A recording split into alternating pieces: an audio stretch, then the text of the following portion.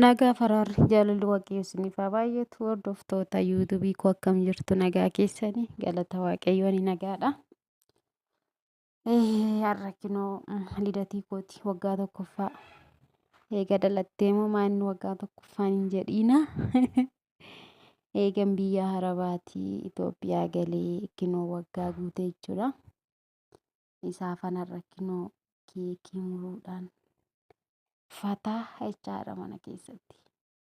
Bunni danfee ollaan dhufee maal godha ree immoo ibsaan hin baddee bilbilli gamaa gama sinatti faayira kunoo sirriitti illee isinitti mul'achuu hin danda'u. Haa ta'u kaayina faariyaan qophaa'ee dukkanuma kana keessa keekii muree koottaa nyaadhaa isiniin jedha asumaanii. Akkasiin jira. An dhaloota kooyyuu akkatti kabajadhee hin beeku kunoo keekii muree hin beeku. Har'a garuu an Arabaa galuu kiyya kabajadheera isiniin jedha isiniinis haa ga'u. Viidiyoo dheeraa waraabne.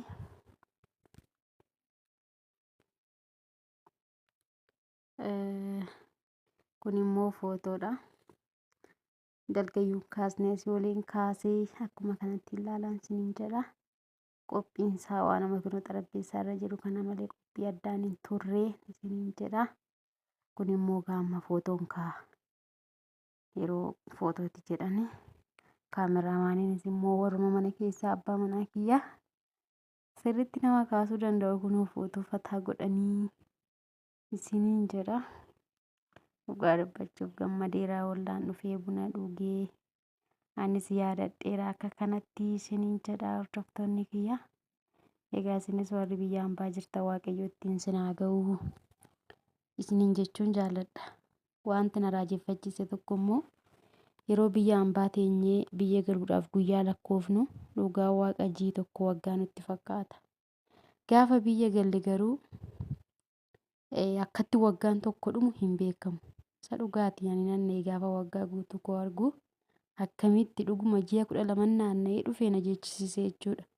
Namoonni baay'een illee toora feesbuukiitiin ammanatti waggaa keessan jettan jirtu jechuudha. Itoophiyaa keessatti ani akkuma addaatti guyyaan fiiga ta'uu waan akka biyya ormaa gisee teenyu sana biyyan gala jennee waan yaannu hin qabneef ta'e na ajaa'ibee hojii addaa hojjedhee waan an buuses hin agarre. Garuu immoo waggaan naanna'ee dhufee nagaa ta'uun immoo wanta hojjetanii buusanii kana hojjedheera jedhanis yoo dhabame nagaa fayyaa ta'uun hin caala kanatti nan gammada. Waaqayyo waan natti hir'iseen qabu maqaan isaa ulfaatu.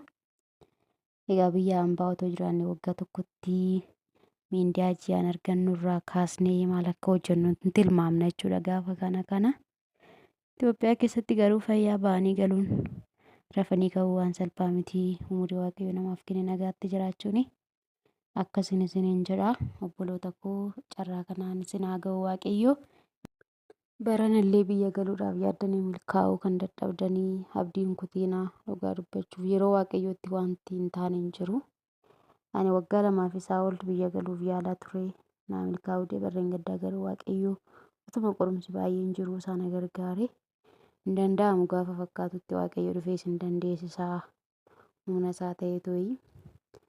Waggaa achitti haftanii hojjettan kanas waaqayyo waamatti isin milkeessuuf malee isin balleessuuf miti abdiin kutatinaa gargaarama lafa jirtanitti isiniin jechuutan jaalladha.